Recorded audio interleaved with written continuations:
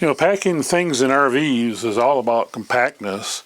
And like many people, I like to carry a drill in the RV. What I've gone to is this Bosch 12-volt system.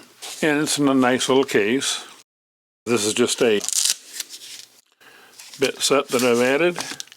And this is what Bosch calls a Flexiclick 5-in-1 system. And this is the drill driver. And like a drill, it does have the drill position as well as different torque positions. It's a 5-in-1 combo. So number one is you can use a bit right off the drill like that. Or you can put in this one. And then this gives you a captive chuck. So why would you use something like this rather than a standard 18-volt system like this? Well, you can kind of see that this is much smaller. So this really works great for getting into cabinets and things. In fact, when I did my project in the RV, when I added shelves to one of the cabinets, there's no way I was going to get inside a cabinet with this drill. But I easily was able to get into the cabinet with this one. Some of the other adapters are a standard chuck,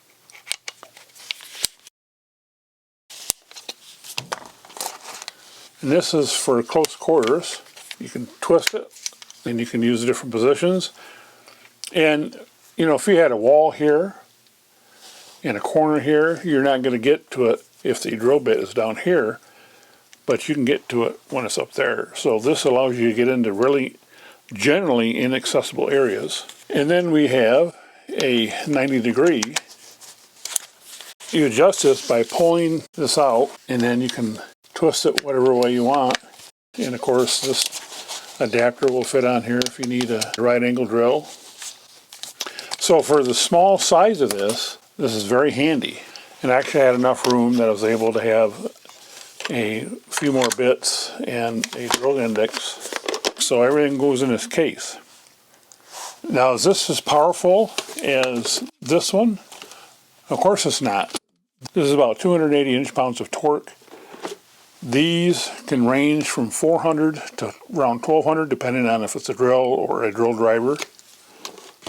So if you had an RV that has stabilizer jacks and you use the drill to lower the stabilizer jacks, you may want to stick with a little more powerful one.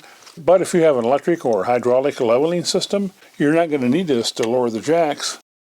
And this is a 2 amp hour battery, and you can buy 5 or 6 amp hour batteries if you want. Now, when I first seen the 12 volt, they didn't seem to me to be serious tools. But I tell you, since I've used this thing, unless you're going to be building a house, this is adequate.